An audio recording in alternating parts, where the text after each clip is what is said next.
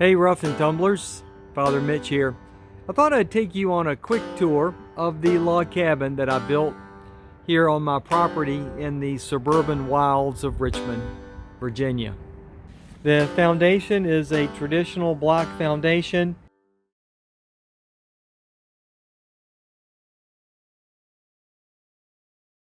I put a pier every 4 feet in both directions. It's extremely sturdy.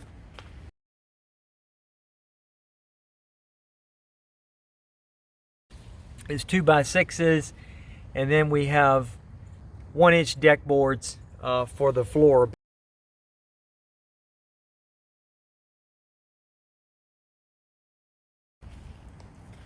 And the inside floor is puzzle mat. I haven't finished my stoop. The stoop will be made out of cinder blocks, and I need to get a proper stoop that's properly leveled.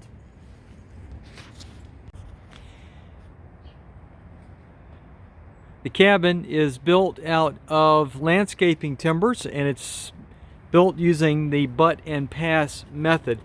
If you can see, it will get close to a joint. As you can see, the joints are about 1 inch deep. Each piece goes into that butt. Most of them are pretty clean. There's an occasional rough one. Here's a kind of a rough one right there where you see a little bit of a gap. I clipped the corner off, and I did that to allow space for this maple. I really like this maple tree, and so I did that. Now here at the corners, in order to maintain the butt and pass, it looks like they're just cut at a 45-degree angle, but they're actually not.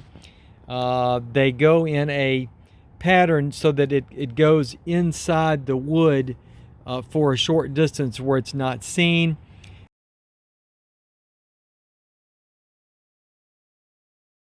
It cuts out a V shape in this piece so that it goes into it a little bit, a portion of it does. And that gives it a little more interlocking and a little more water protection. These are salvaged windows. As you can see, they're hinged at the bottom, cabin style. I have not put the chains in place. They will have chains. I've got little turn buttons up here to keep them closed. To allow for the tree, I actually notched that out, and I didn't allow much space. We've probably got about an inch and a half of blue sky between the limb and the roof. That may well come back to haunt me, but that's how I did it.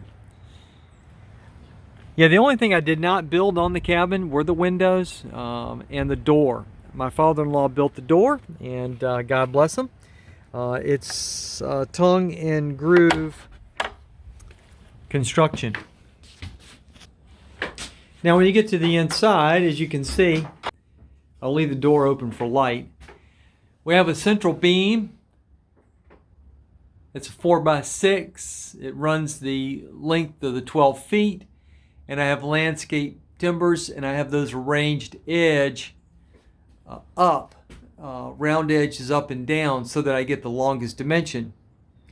Now, I could have hung the heavy bag direct to the rafter, I suppose, but I wanted to use the building while I was building it. And so before it had a roof, I put this on and attached the heavy bag to it.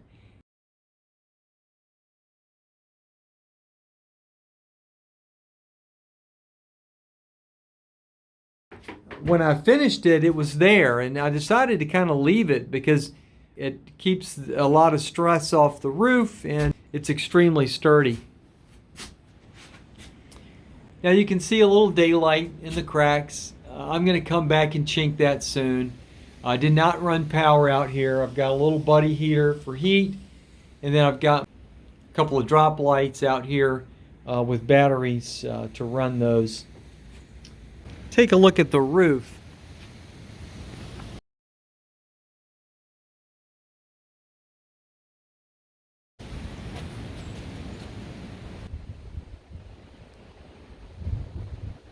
These are 5/8" pine fence boards, and those are 18-inch shingles, and they're overlapped 2/3 on each pass. that means that at any given point there's 3 layers of wood and 3 layers of roofing paper.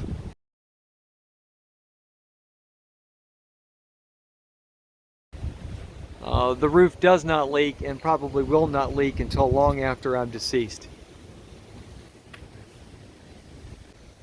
Yeah, I'm really pleased with the cabin. I could have bought a stick-built building and I could have finished it with sheetrock and all that stuff, but I feel like it would have cost me several times more, probably 3 or 4 times more. It wouldn't have given me the aesthetic that I wanted. So this was way cheaper, way more fun. I hope you enjoyed this little tour. As always, I encourage you to browse to heritageartsinc.com and check out our free programs, and to like, share, subscribe, and hit the bell. Thanks for watching. Take care, and God bless.